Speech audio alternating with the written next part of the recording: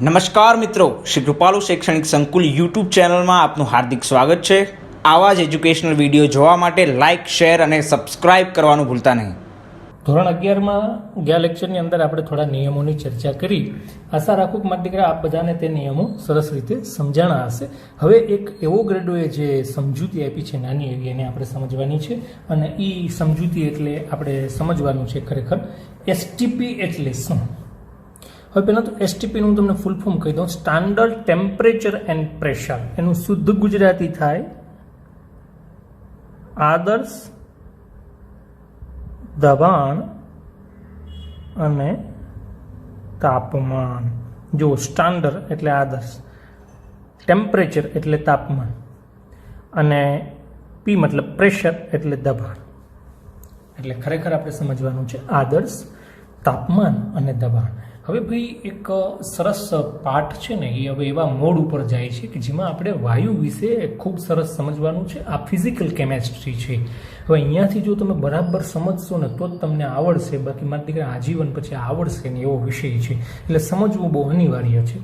તો વાયુની વર્તણૂકને સમજવા માટે એક કન્ડિશન આપણે ધારી લીધી આદર્શ, જેમાં એવો ગ્રેડો શું કહે છે કે ભાઈ 273.15 કેલ્વિન જે તાપમાન છે ને એને આદર્શ તાપમાન ધારવામાં આવ્યું છે અને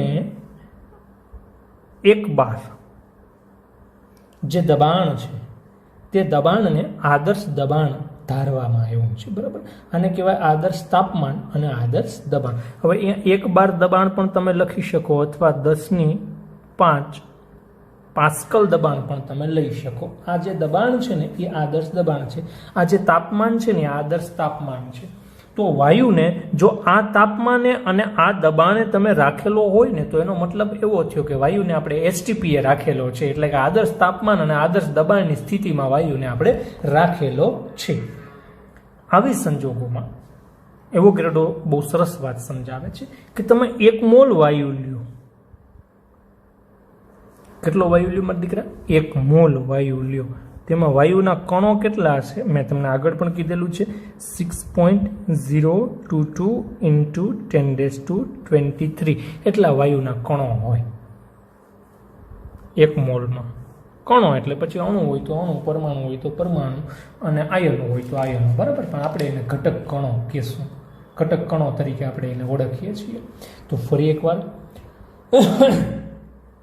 273.15 કેલ્વિન જે તાપમાન છે એને આદર્શ તાપમાન ધારવામાં આવ્યું, એને તમે 0 સેલ્સિયસ પણ કહી શકો છો, બરાબર। બુકની અંદર પણ એનું વર્ણન છે। 1 બાર દબાણને આદર્શ દબાણ લેવામાં આવ્યું છે, એને 10⁵ પાસ્કલ દબાણ પણ તમે કહી શકો છો। તો આ જે તાપમાન અને આ જે દબાણ છે એ તાપમાન અને દબાણને આદર્શ તાપમાન ને આદર્શ દબાણ કહેવાય। એ સ્થિતિને એસટીપી કહેવાય, સ્ટાન્ડર્ડ ટેમ્પરેચર એન્ડ પ્રેશર। હવે જો કોઈ 1 મોલ વાયુ લઈએ તો એમાં આપણે બધા જાણીએ છીએ એટલા કણો હશે, એટલા કણો હોય, ઘટક કણો, પછી તમે અણુ કહો, પરમાણુ કહો કે આયન કહો, જે કહો। આ વાયુને જો આપણે એસટીપીએ રાખેલો હોય,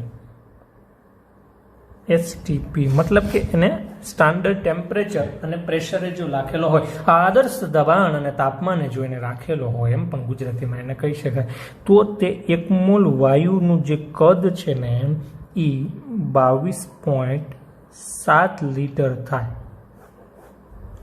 કેટલું થાય? 22.7 લીટર કદ થાય। આ તમારે યાદ રાખવું પડશે।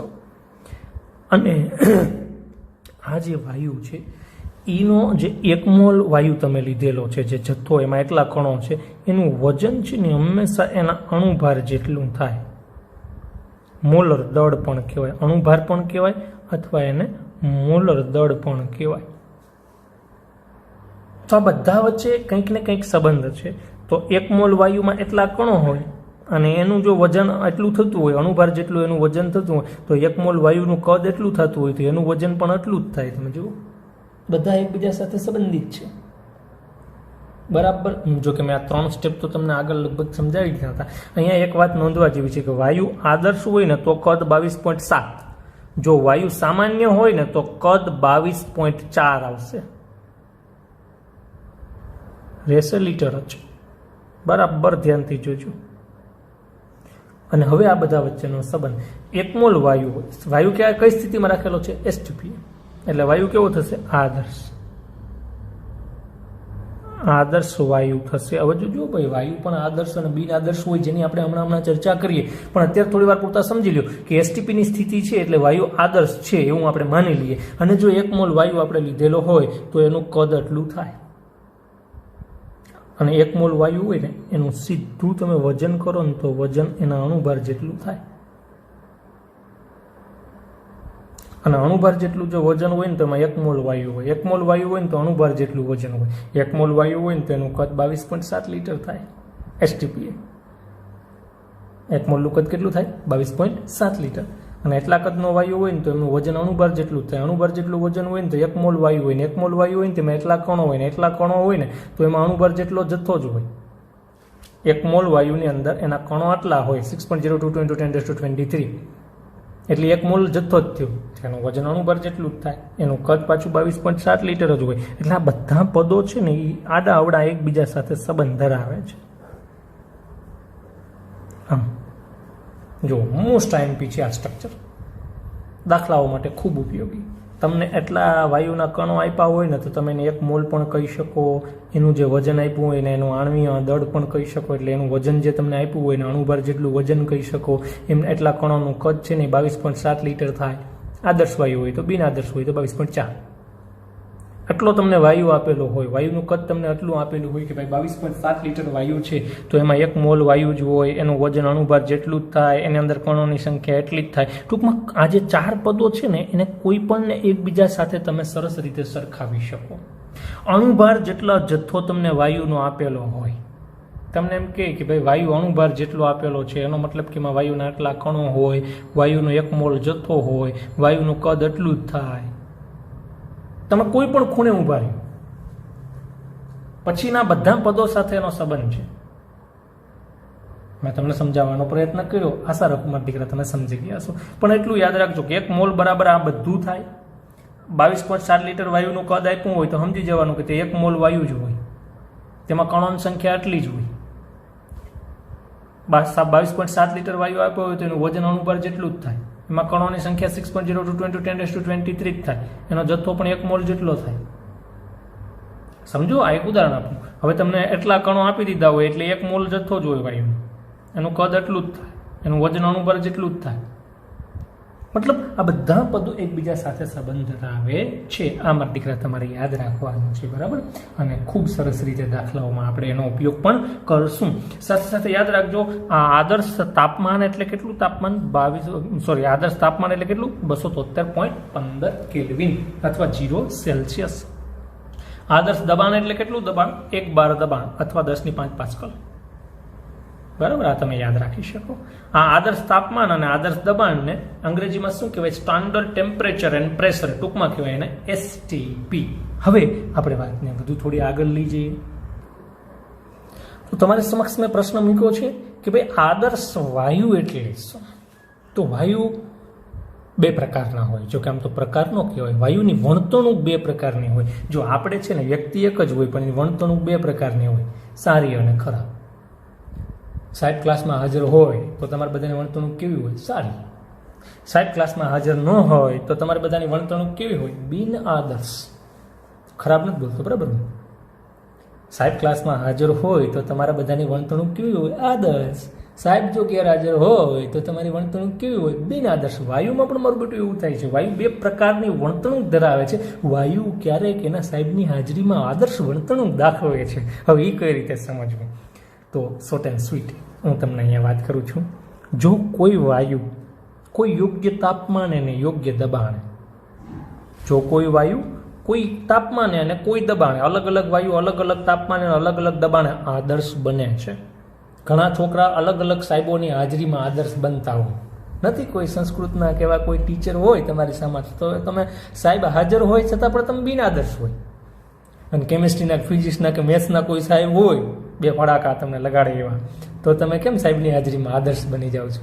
એમ વાયુ પણ મારા બેટા એવું કરે છે. તમને હું તમને એટલા માટે સમજાવું છું કે એક સ્ટોરિકલ બેઝ તમારા મગજમાં વાત આખી બેસી જાય, બરાબર? એક વાર્તા સ્વરૂપે વાત તમને સમજાય ને એટલા માટે મારા દીકરા હું કહું છું.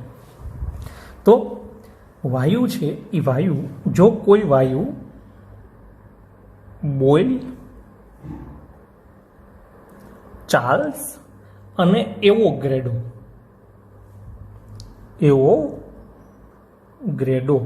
ના નિયમનું ચુસ્ત રીતે પાલન કરતો હોય તો તે વાયુને આદર્શ વાયુ કહેવાય.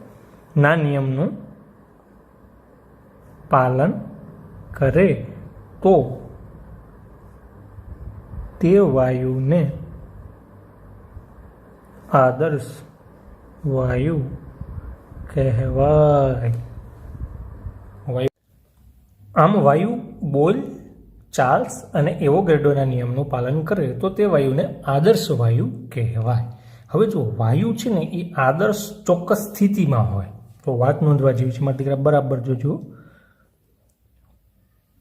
કોઈ વાયુ જે તે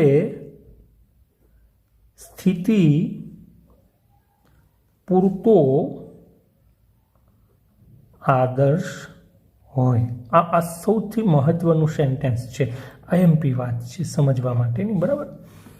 વાયુ જે તે સ્થિતિ પૂરતો દીકરા આદર્શ હોય છે. જેમ કે તમે ક્લાસની અંદર સાહેબ હાજર હોય તો એ સ્થિતિમાં તમે કેવા હોય? ક્લાસની અંદર સાહેબ હાજર હોય તો તમે આદર્શ સ્થિતિમાં હોય, સાહેબ ન હોય તો તમે બિન આદર્શ થઈ જાઓ. એમ વાયુનું પણ એમ છે, વાયુ પણ ચોક્કસ સ્થિતિમાં જ આદર્શ હોય. હવે એ ચોક્કસ સ્થિતિ એટલે શું? એ ચોક્કસ સ્થિતિ એટલે સાહેબની હાજરી નહીં, એમ તમારા માટે સાહેબની હાજરી, પણ વાયુ માટે એવું નહીં. વાયુ માટે કોઈ તાપમાન હોય, કોઈ એવું તાપમાન અને કોઈ એવું દબાણ. એ ચોક્કસ તાપમાન અને એ ચોક્કસ દબાણની એક એવી સ્થિતિ હોય કે ત્યારે તે વાયુ આદર્શ હોય. અને જ્યારે વાયુ આદર્શ હોય ને ત્યારે તે બોલ, ચાર્લ્સ અને એવોગેડ્રોના નિયમનું પાલન કરતો હોય.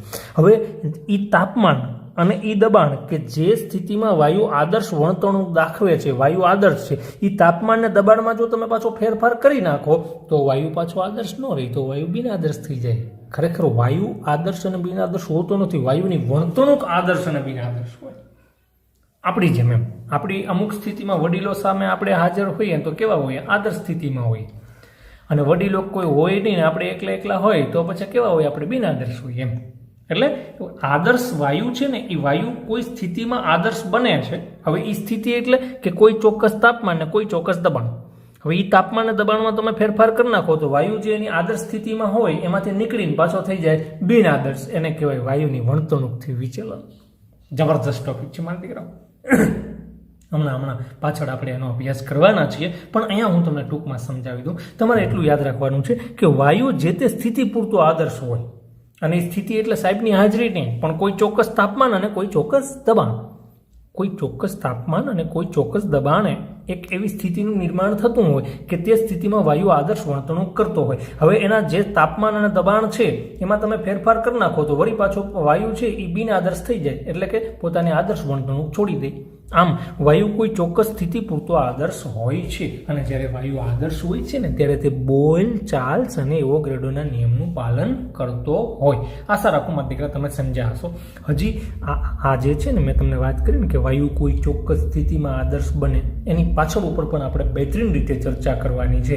અને ત્યારે મોટો એવો ટોપિક ભણશું આપણે કે વાયુની આદર્શ વર્તણૂકથી વિચલન. વાયુનું આદર્શ વર્તણૂકથી વિચલન આવો પ્રશ્ન ભણશું ને ત્યારે વળી પાછી આ બધી આપણે ચર્ચા કરશું. અત્યારે શોર્ટ એન્ડ સ્વીટ એક ટૂંકું વાક્ય યાદ રાખજો. વાયુ કોઈ આદર્શ ન હોય, જે તે સ્થિતિ પૂરતો વાયુ આદર્શ બનતો હોય છે. બરાબર? વાહ. તો વાયુ આદર્શ હોય ને ત્યારે તે બોઇલ, ચાર્લ્સ અને એવોગેડ્રોના નિયમનું પાલન કરે તો તે વાયુને કેવો વાયુ કહેવાય? આદર્શ વાયુ કહેવાય. હજી જો કે હું તમને એક ઉદાહરણ આપું.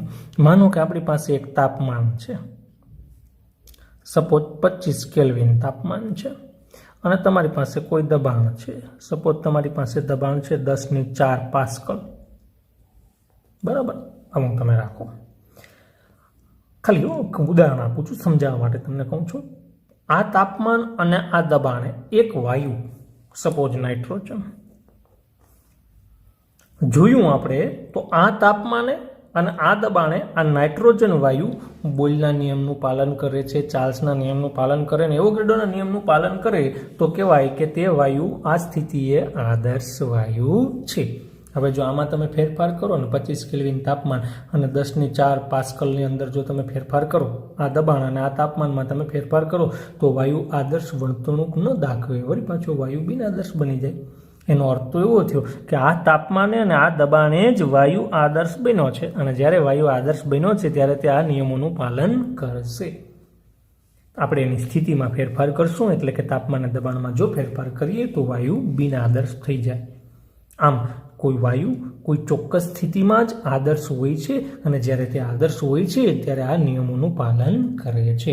તો હવે આદર્શ વાયુ બોયલ, ચાર્લ્સ અને એવોગાડ્રોના નિયમનું પાલન કરે તો એ આદર્શ વાયુનું સમીકરણ આપણે મેળવીએ. તો આદર્શ વાયુનું સમીકરણ કઈ રીતે મેળવી શકાય? તો જો બોયલનું સમીકરણ, આ બધાને ખબર છે કે બોયલનું સમીકરણ શું છે, બોયલે શું વાત કરી હતી. તો આપણે બધા જાણીએ છીએ કે બોયલે કીધું હતું કે ભાઈ દબાણ અને કદ એકબીજાના વ્યસ્ત પ્રમાણમાં છે. બરાબર, મારા દીકરા આ બધાને યાદ હશે. અને હું આમ પણ લખી શકું, કદ અને દબાણ એકબીજાના વ્યસ્ત પ્રમાણમાં છે. આમાં લખી શકાય કે દબાણ કદના વ્યસ્ત પ્રમાણમાં છે, અથવા લખી શકાય કદ દબાણના વ્યસ્ત પ્રમાણમાં છે. અચ્છા, ચાર્લ્સે શું કીધું? ચાર્લ્સે કીધું હતું કે કદ એ તાપમાનના સમપ્રમાણમાં છે. અને એવોગાડ્રોએ શું કીધું કે કદ ભાઈ જથ્થાના સમપ્રમાણમાં છે. જથ્થો એટલે મોલ. બરાબર ને? આ બધાને યાદ હશે, આપણે ભણી ગયા લેક્ચરની અંદર આ નિયમો ભણી ગયા. આ બોયલનો નિયમ છે કે કદ દબાણના વ્યસ્ત પ્રમાણમાં છે, કદ તાપમાનના સમપ્રમાણમાં છે, કદ જથ્થાના પણ સમપ્રમાણમાં છે, એવું એવોગાડ્રોએ કીધું. આ ત્રણેયના નિયમો આપણે ભણી ગયા, ડિટેલમાં ભણ્યા છે. બરાબર, હવે આ ત્રણેય સમીકરણને હું ભેગા કરું. જુઓ, કદ દબાણના વ્યસ્ત પ્રમાણમાં, કદ તાપમાનના સમપ્રમાણમાં. યાદ રાખજો, પેજ ફેરવવાનો છે એટલે કહું છું. અને કદ જથ્થાના પણ સમપ્રમાણમાં. જરા એને ત્રણેય નિયમોને જો આપણે ભેગા કરી દઈએ તો આમ લખી શકાય શું કે વી ચલે છે, કદ દબાણના વ્યસ્ત પ્રમાણમાં છે, તાપમાનના સમપ્રમાણમાં છે, અને જથ્થાના પણ સમપ્રમાણમાં છે. આ મેં ત્રણેય નિયમોને ભેગા કર્યા છે. કોના કોના નિયમોને ભેગા કર્યા? બોયલ, ચાર્લ્સ અને એવોગાડ્રોના નિયમને ભેગા કર્યા. હવે આપણે એક અચળાંક મૂકી દઈએ તો ચલે છે એની જગ્યાએ ઇક્વલ લખી શકાય. બરાબર ને? આપણે આગળ ભણી ગયા છીએ. આગળ અચળાંક આપણે કેમ મૂકતા હતા? અહીંયા અચળાંક હું આર મૂકી દઉં. અચળાંક આર મૂકી દઉં તો ચલે છે એની જગ્યાએ ઇક્વલ લખી શકાશે. આ ટી, એન અને પી. હવે આ પીને હું અહીંયા લઈ લઉં તો શું થઈ જાય? P into V. અને આ આર, ટી, એન વિધા આને હું વ્યવસ્થિત લખી નાખું તો આમ થાય પી ઇન્ટુ વી. વ્યવસ્થિત એટલે બીજું કંઈ નહીં, ખાલી આને આગળ પાછળ કરી એન આર ટી છે. આ એન, આ આર અને આ ટી. તો મને એક સમીકરણ મળશે, દુનિયાનું બહેતરીન સમીકરણ છે. આ PV is equal two NR T. દીકરા, આ આદર્શ વાયુનું સમીકરણ છે. કોનું સમીકરણ છે? આ આદર્શ વાયુનું સમીકરણ છે. આનો અર્થ શું થાય કે જ્યારે વાયુ આદર્શ હોય, હમણાં તમે એટલું શીખી ગયા કે જો વાયુ આદર્શ હોય ને ત્યારે વાયુ બોયલ, ચાર્લ્સ અને એવોગાડ્રો ના નિયમનું પાલન કરે. પણ એ વાયુ આદર્શ હોય ને ત્યારે આ સમીકરણનું પણ પાલન કરે. ટૂંકમાં આ સમીકરણનું પાલન કરે ને તો જ તે વાયુને આદર્શ વાયુ કહેવાય. અને જે વાયુ આ સમીકરણનું પાલન કરે ને એ આ નિયમોનું પાલન કરતો જ હોય. હવે તમને પ્રશ્ન એવો થાય કે સાહેબ, વાયુ આ સમીકરણનું પાલન કરે એનો મતલબ શું? એનો મતલબ એવો કે તે વાયુના દબાણ અને કદનો ગુણાકાર, માનો કે 12 આવ્યો, તો તે વાયુના જથ્થા, એનો અચળાંક અને એનો તાપમાનનો ગુણાકાર પણ 12 જ થાય. બે બાજુના પદ સરખા થાય તો સમજવાનું કે તે વાયુએ આ સમીકરણનું પાલન કર્યું છે, અને તો તે વાયુ આદર્શ કહેવાય. અને વાયુ આદર્શ હોય એટલે ચોક્કસ આ નિયમોનું પાલન કરે. કોઈ વાયુ આદર્શ છે કે નહીં એના માટે ચકાસવાનું. જો વાયુ આ સમીકરણનું પાલન કરે, PV is equal two NRT નું પાલન કરે, તો તે વાયુને આદર્શ કહેવાય. હવે પાલન કરે એટલે શું? પાલન કરે એનો મતલબ કે એની બે બાજુના પદ સરખા થાય. શું છે આ બે બાજુના પદ? જો આ દબાણ અને કદનો ગુણાકાર છે. હવે વાયુના દબાણ અને કદનો ગુણાકાર 12 આવતો હોય તો આ બાજુના જે પદ છે એનો ગુણાકાર પણ એટલો જ આવવો જોઈએ. આ બાજુ કયા કયા પદ છે? એનો મોલ એટલે કે જથ્થો, એનો અચળાંક આર અને તાપમાન ટી, એનો ગુણાકાર પણ ઓલાના જેટલો જ થતો હોવો જોઈએ. તો કહેવાનું કે બે બાજુના પદ સરખા થયા, એનો મતલબ કે તે વાયુ આ સમીકરણનું પાલન કરે છે. એટલે કે આદર્શ વાયુ સમીકરણનું પાલન કરે છે, માટે તે વાયુ આદર્શ વાયુ છે. હવે અહીંયા સમજવાની મજાની વાત શું છે, અહીંયા જે આર છે ને એ આર વાયુ અચળાંક છે. આર અચળાંક છે. દુનિયાનો સૌથી સારામાં સારો વાયુ અચળાંક છે. વાયુ અચળાંક આર છે ને વાયુ અચળાંક છે. શું છે મારા દીકરા? વાયુ અચળાંક. અને આ જે પ્રશ્ન છે ને આદર્શ વાયુનું સમીકરણ, મારા દીકરા બુક કરતાં જે હું તમને ભણાવું છું ને એમાંથી કરજો તો તમને સહેલું લાગશે. બુકમાં થોડું ટફ લાગશે. આરનું વર્ણન થોડું કટિબંધ રીતે કરેલું છે અને એટલું બધું આપણે કંઈ યાદ રાખવાની જરૂર નહીં. તમે સરળ અને સીધી રીતે વાયુને યાદ રાખી આરને સમજી શકો. તો આર શું છે? વાયુ અચળાંક છે. હવે જો આરનો મારે એકમ મેળવવો હોય તો કેમ મેળવી શકું? તો મારા દીકરા આ જે આદર્શ વાયુનું સમીકરણ છે PV is equal to NRT. R શું છે? વાયુ અચળાંક છે. એ વાયુ અચળાંક આર આ દુનિયાનો સૌથી સારામાં સારો વાયુ અચળાંક છે. તાપમાન બદલે, દબાણ બદલે, સ્થળ બદલે, વાયુ બદલે, ગમે એ બદલે, આર ન બદલે. આર બદલતો નથી ને એટલે તો એને સૌથી સારામાં સારો અચળાંક કહેવાય.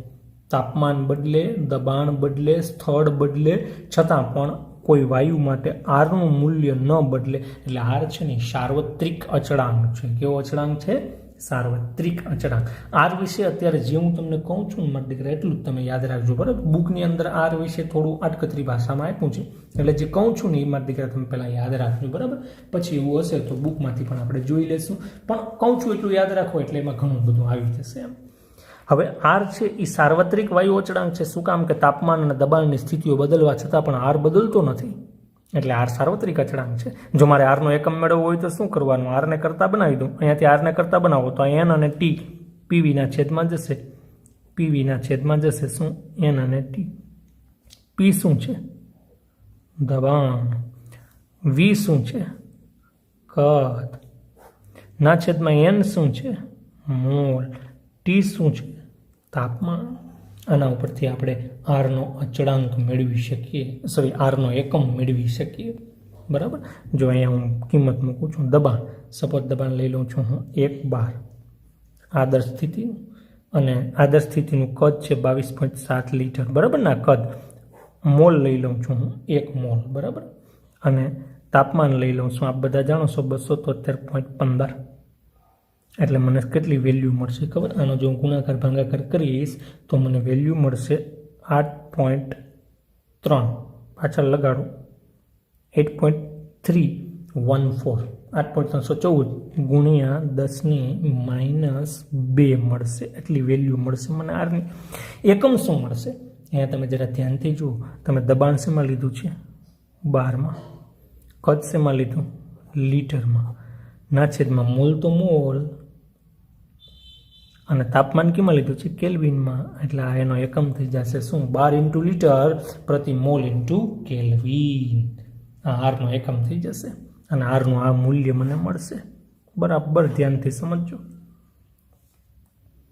આરનું મૂલ્ય કેટલું મળ્યું? આ જો આદર્શ સ્થિતિના મેં મૂલ્ય લીધા, 1 બાર દબાણ લીધું, કદ લઈ લીધું 22.7, મોલ લઈ લીધો 1, તાપમાન લઈ લીધું 273.15. આદર્શ સ્થિતિનું તાપમાન છે.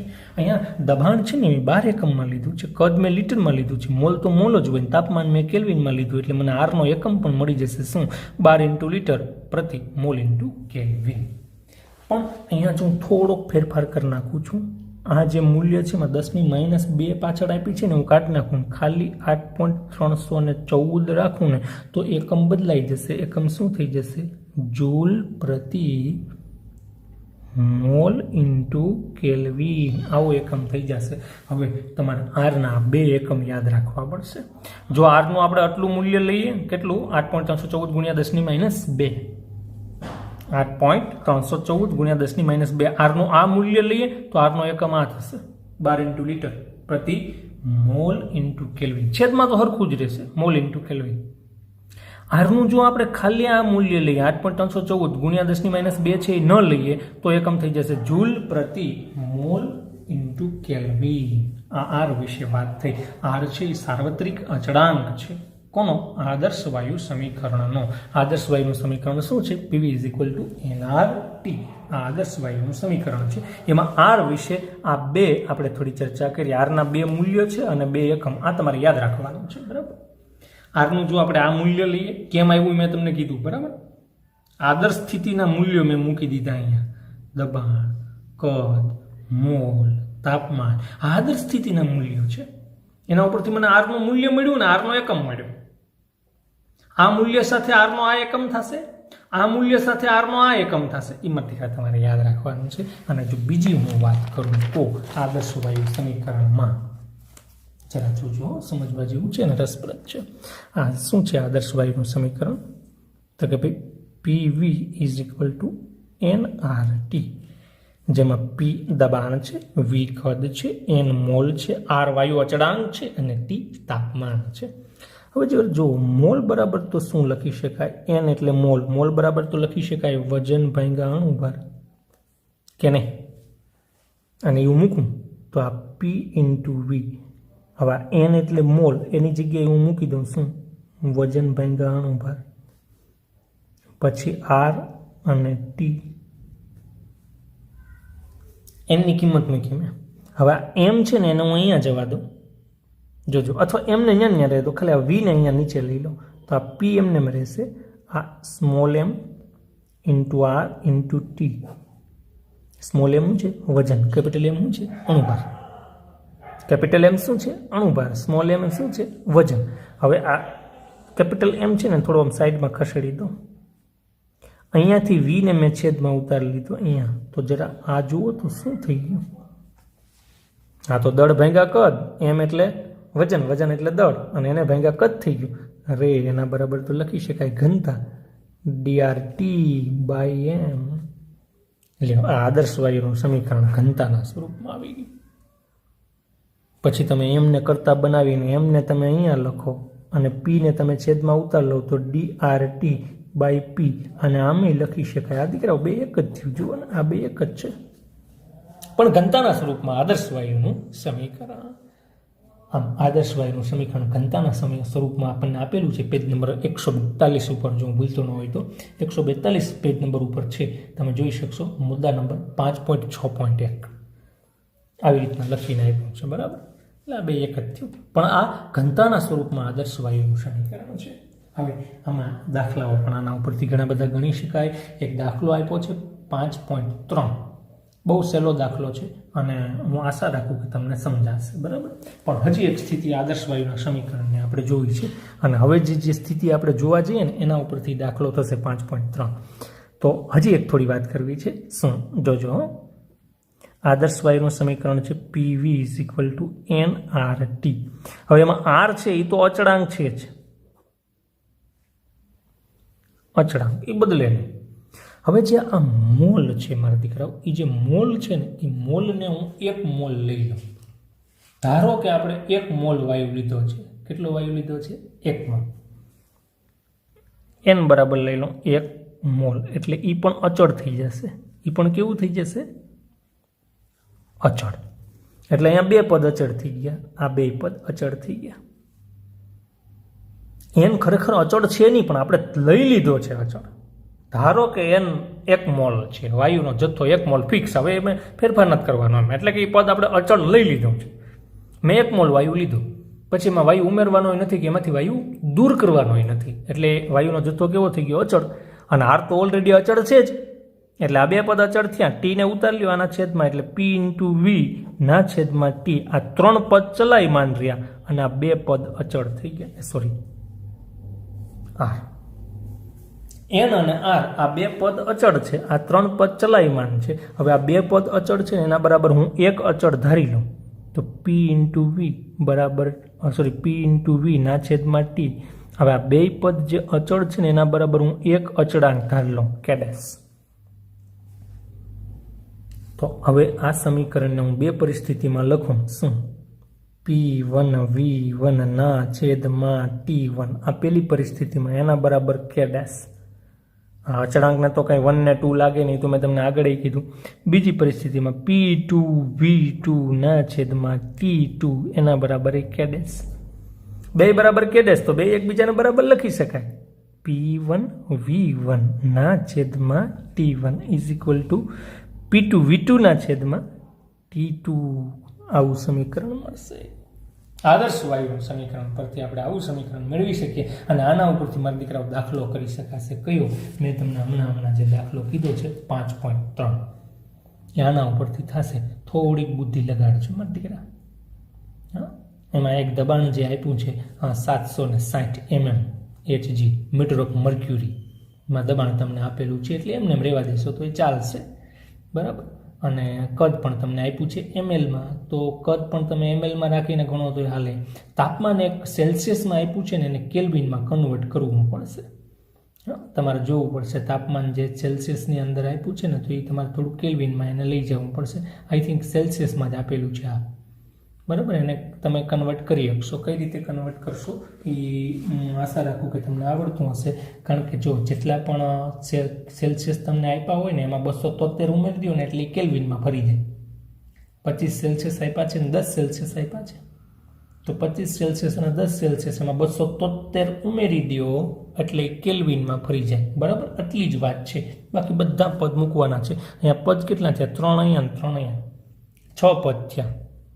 એમાંથી 5 આપેલા હશે, એક ગણવાનું છે મારા દીકરા. જો ન થાય તો મને કહેજો. બરાબર. અહીંયા સુધી આપણે રાખીએ છીએ અને હવે આપણે ક્યાં પહોંચ્યા? મુદ્દા નંબર 5.6.2 ડાલ્ટનના આંશિક દબાણના નિયમ ઉપર પહોંચ્યા. આજે આપણે ખૂબ સરસ મજાનું સમીકરણ ભણ્યા, આદર્શ વાયુનું સમીકરણ. બરાબર. અહીંયા સુધી આપણે રાખીએ છીએ. દાખલો ન થાય તો મને કહેજો તો હું ગણી દઈશ. વળી પાછા આવતા લેક્ચરમાં વાતને આપણે આગળ વધારશું. ત્યાં સુધી આટલું મારા દીકરા કરો છો. બરાબર. અસ્તુ. જય હિન્દ, જય ભારત.